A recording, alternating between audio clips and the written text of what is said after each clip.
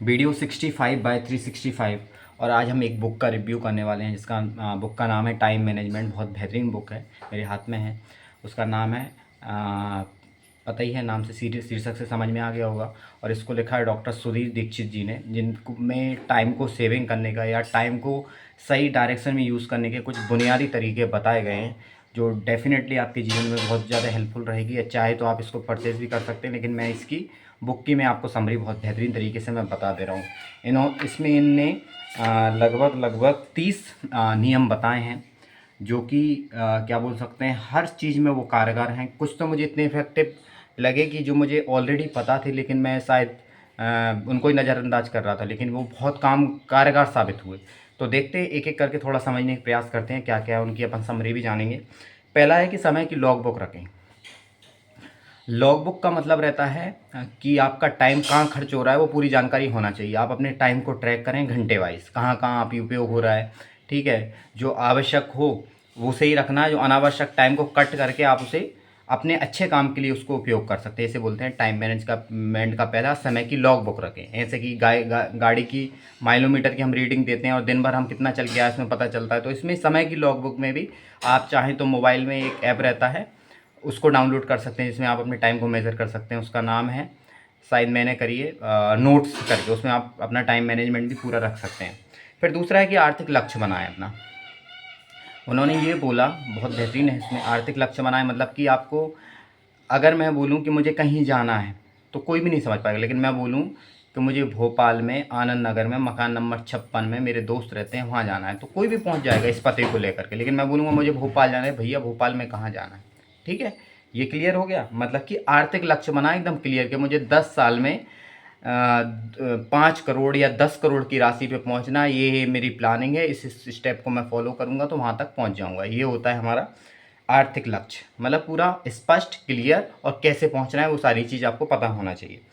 फिर है इसमें तीसरा है, सबसे महत्वपूर्ण काम सबसे पहले करें। मतलब कि आप अपने डे वाइज अपनी प्रायोरिटी सेट कर लें कि पहले मुझे उठना है, एक्सरसाइज करना है, और आज दिन के ज़रूरी काम है, किसी प्रोजेक्ट पे काम करना है, किसी आर्ट पे काम करना है, किसी क्रिएशन पे काम करना है। पूरे दिन भर के पूरे ज़रूरी काम आप पहले निपटा लें। अगर वो काम उसी समय में होना है वो बात दूसरी है, लेकिन आप समय से पहले भी उनको निपटा सकते हैं। हो गया हमारा रूल नंबर 3। मतलब कि अगर आप उनको प्रोक्रेस्टिनेशन करेंगे, इन कामों को टालेंगे, तो वो कभी पूरे नहीं हो पाएंगे। इसमें कई एग्जाम्पल के साथ बताया गया है बहुत अच्छे तरीके से।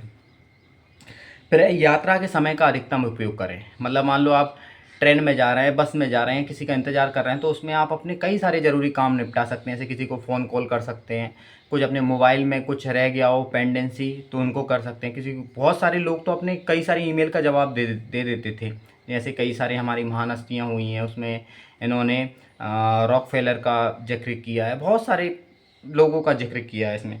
ठीक है, काम को सौंपना सीखें। फिर उन्होंने बहुत बेहतरीन बात बताई है कि यदि कोई कंपनी का मालिक चाहे कि मैं सारे काम खुद कर लूँ, एचआर भी खुद बन जाऊँ, मैनेजर भी खुद बन जाऊँ, कुछ एम्प्लॉय की जगह कुछ नहीं हो सकता। एक समय के बाद आपके पास ऐसी सीमा आएगी जहाँ आपको लोगों की ज़रूरत पड़ेगी, तो आपको जिम्मेदारी सौंपना आना चाहिए, है क्या नहीं।